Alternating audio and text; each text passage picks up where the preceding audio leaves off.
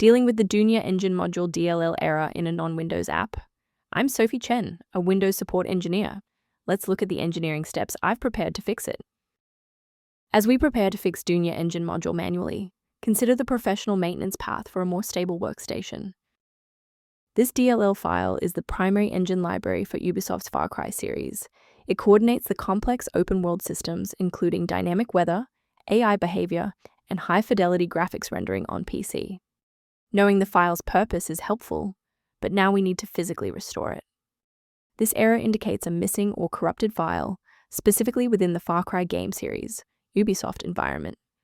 I suggest you reinstall the latest version of Far Cry game series, Ubisoft, to allow the installer to restore the Dunia Engine Module DLL automatically. When a standard reinstall doesn't cut it, we move to advanced diagnostic steps to ensure the system is properly configured.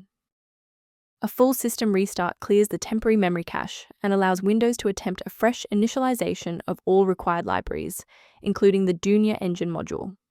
Before you reboot, make sure to bookmark this video or click the like button so you can easily find your way back to the next step once your PC is back up and running. Before you finalize your changes, I need to emphasize the importance of using trusted sources. Remember that manual replacement of the Dunia Engine Module DLL is highly risky. Using unverified files from the internet can cause permanent damage to your Windows registry and lead to complete system failure. A verified diagnostic utility can help manage the ongoing restoration and health of your system's library ecosystem.